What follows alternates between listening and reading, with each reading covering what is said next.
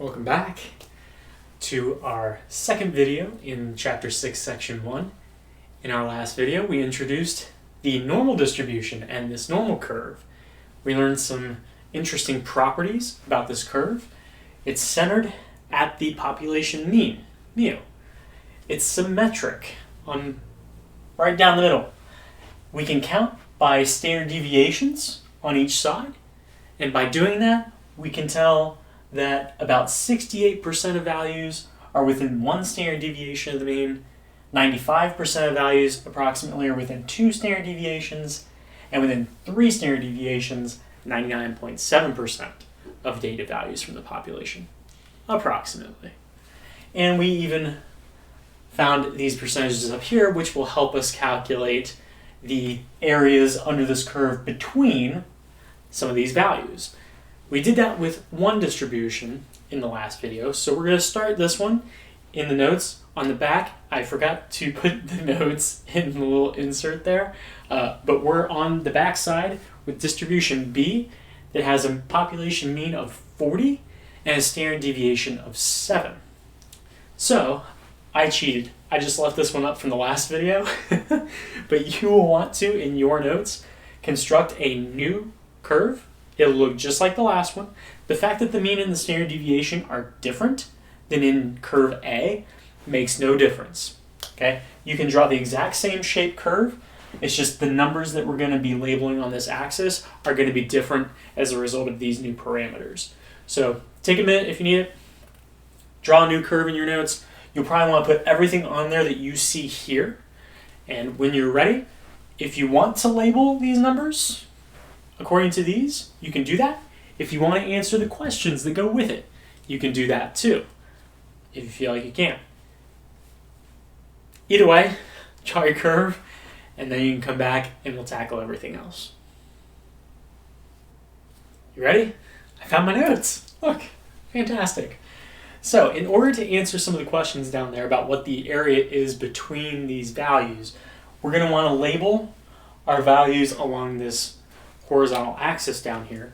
And if the mean is 40, that seems like a good place to start. And if our standard deviation is 7, that means that the mean, 40, plus one standard deviation, 7, makes 47. If we take the mean of 40 and add 2 standard deviations, then we're adding 2 times 7, which is 14. This is 54.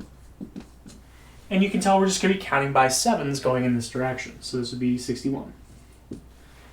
If we want to start at the mean and go backwards, subtracting standard deviations, we're going to be subtracting 7 at a time. So as long as you know your subtraction pretty well, this should be easy. 33, 26, and 19. Man, that would be really embarrassing if I messed one of those up. 7 is actually not the easiest number to subtract. But I'm pretty sure those are right.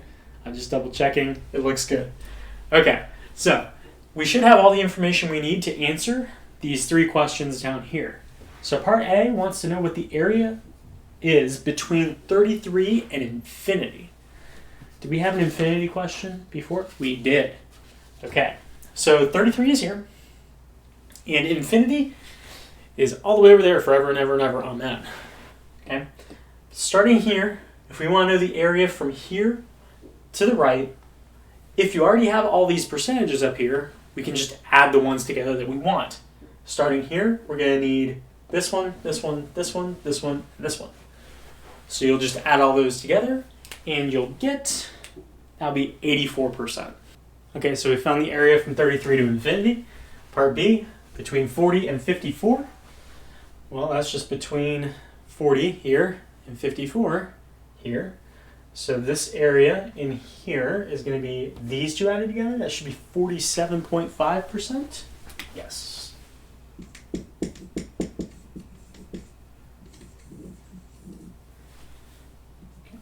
And the last one here, from negative infinity to 61. So 61 is here, and negative infinity is all the way that way. So again, we take from 61, we go all the way up here. We want everything to the left of this. So we were adding up all of these, and you can figure it out that way. nothing's stopping you, but there might be an easier way. What do all these percentages add up to again? 100%. And we said that we want everything from here over. So wouldn't it be easier to just take 100% minus 0.15% and get 99.85%? I've never even personally added all these together before. I've never needed to, right? It's just everything minus that one. So 99.85%. So hopefully that makes things a little easier. Maybe if you were a little confused after the first one, now that you've seen it with different parameters, you have a good sense of it. Now, there is one more distribution. The next one in your notes is C. Let me bring it up here. Okay. And it looks like our parameters there are 8 for the mean, and the standard deviation is 2.5. So, new parameters.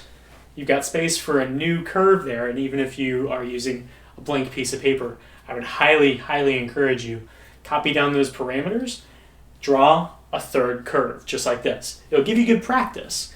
That way, if you're ever asked in the future to draw and label a normal curve, you will have done it at least 3 times already for these notes. So take a minute, draw your third curve. The only thing that's going to change here are the numbers on this axis, and then you'll be able to tackle the questions. You can try all that on your own if you'd like. If you want me to go through them, I can do that too. But at least take a minute, draw your curve, maybe answer the questions, come back when you're ready. All right, let's look at our last curve, curve C here. I've already filled in the values for the mean, plus or minus all those standard deviations. Your mean is 8, so that's right in the middle. Going to the right, we're adding 2.5 at a time. From here going left, we're subtracting 2.5 at a time. And I grade a lot of homework assignments, and something that I think messes some people up with the number 0.5, if you don't write the 0, sometimes you forget that the decimal exists. Maybe you like draw the dot and you think it's like a mark on your paper, and you like forget it's there and you think it's 5. I've seen that mess people up. So if you're ever dealing with a decimal that's between 0 and 1, put the 0 in. It'll save you some heartache and it doesn't cost you anything. 0.5. All right, cool. So let's see if we can find these areas between 3 and 10.5. That's from here to here. We're adding these 3, which is 68, and 13.5. That's 81.5. Yeah.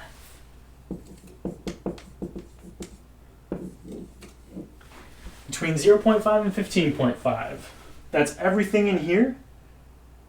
So it turns out that's 3 standard deviations on each side. We already know that's 99.7%. So if you've got all those percentages up there, you can use them. But if you're interested in efficiency, if you're interested in doing things with less work that take less time, use your empirical rule when you can. Right? That's 99.7%. And then the negative infinity to 5.5, that's everything up to this point, which is going to be these 3 added together. That's 2.5 and 13.5, that's 16%. Yes. 16%. Right. So you've now seen 9 examples of how to find areas between certain values for normal curves that had 3 different sets of parameters for the mean and standard deviation. So I'm hoping if I gave you a problem like this, like on a test or something, I gave you the mean and standard deviation and I asked you what the area was between 2 values, you would be able to use this curve that you would supply on your own to answer those questions. Now, in the future, in the near future, you might be asked a similar question to these, but these numbers aren't going to be these numbers. They'll be in between. So like what if I asked what the area was between 6 and 12? Those aren't numbers on here. Well, it turns out we can still find those areas. And there's going to be a different method we use for that. We can't just use the empirical rule. But if you're ever asked what the area is under a normal curve between two values, this should be your first step. Draw and label your curve with the empirical rule. You can also write these percentages. That might help you. Okay. And that should be where you start. But just know that the method we learn later for finding areas between values that are not these will also work to give you these answers for the numbers that are here. So this is a nice introduction. It might not be the way that we use going forward, but if this makes sense and it sticks, it can work for you. Okay, for the end of this very short video, I want to recap some of the important things we learned about this curve and when we use it. The random variable in question needs to be one that is continuous in nature. Okay, it's not something like we used for binomial or anything else in the last chapter. It's not going to work for the number of heads in 7 coin flips. Okay, that's not a continuous random variable because you can only have 0, 1, 2, so on and so forth. Okay, this is for things like height or weight, things that are measured, things that can take on any value on this axis. Okay, so if you've got a continuous random variable and it has a normal or approximately normal distribution, if it's unimodal and symmetric, like this curve, then you've got some properties that you know about. First of all, the area under the entire curve is 1. This is one of the bedrock foundational things, not just for the normal curve, but for any curve, and you'll learn about more later on if you keep taking stats classes. There are some interesting ones for sure. But the area under the entire curve is 1, and we've been using that fact for the empirical rule and to calculate all of these percentages that help us find the areas between certain values. The second point I want to make about a normal random variable is one that I alluded to, but I don't think I really hammered the point home earlier. The area between values A and B, so the area between any two values, is the same thing as the probability of the value of a random individual being between A and B units, whatever they are. So areas are the same as probabilities. So let me give you some context here. I've actually changed the values on this axis, and I'm saying that this curve is right now depicting men's heights. Right? So the distribution of the heights of males, let's say in the United States, and let's say that variable is x, we'll just call it x. It has a normal distribution with a mean of 68 inches, that's a 5'8", and this is just off the top of my head, that seems reasonable to me. Okay, and a standard deviation of 4 inches. So we've got 68 inches right here in the middle, and we're counting by 4s going in each direction. What this is saying is the area between 64 and 72 is 68%, right? The empirical rule says that. So what I'm saying is that is the same thing as saying the probability that a random American male is between 64 inches tall and 72 inches tall is approximately 68%. If you take a random adult male from America off the street and measure how tall he is, you got a little bit better than a 2 and 3 shot that they're between 64 and 72 inches tall. That's 5'4" and 6 feet. Maybe I'm off there, okay? But this idea that areas under the curve and probabilities represent the same thing is the important piece here. This point is one that I have been hammering pretty consistently. If a continuous random variable has a normal distribution and it has this curve, that model curve is symmetric right down the middle. It's bell-shaped, so it's got that shape to it, and it's centered at the population mean mu. Okay. I've seen questions on the AP statistics exam that test whether you know something as foundational as this, right? They'll be like, okay, the distribution of men's heights is normal with a mean of 68 inches and a standard deviation of 4 inches. And then they'll be like, which of the following curves is correct? And they'll have this curve with different values on this axis. Some will be centered at 68, some won't be. Some will be counting by 4s, other might be counting by 6s or 8s or 16s or whatever, right? And just knowing that could get that question right on the AP test, which is pretty cool considering you're not even in AP statistics yet. So these are definitely some things that you'll want to know about this curve for when you need to answer questions about it. The last point that I'd like to repeat once more, because it's important, comes from the empirical rule, and although all three of these values and what they represent are all meaningful, the one that really makes the normal curve different than other distributions that you'll learn about later are that nearly all the values in the population, about 99.7% of all population values, are within 3 standard deviations of the mean on either side.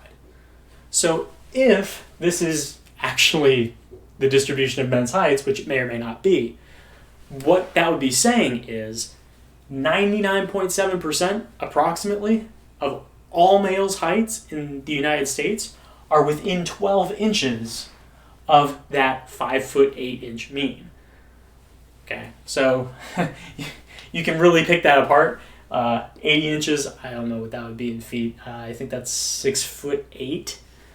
Oh, we would just be adding a foot on either side. How about that? 5'8", 6'8", 4'8". So if this is accurate, then we're saying about 99.7% of all American adult males are between 4'8" tall and 6'8" tall. That seems reasonable, I guess. Maybe? I don't know. Maybe heights aren't perfectly normal, but it's probably close to that.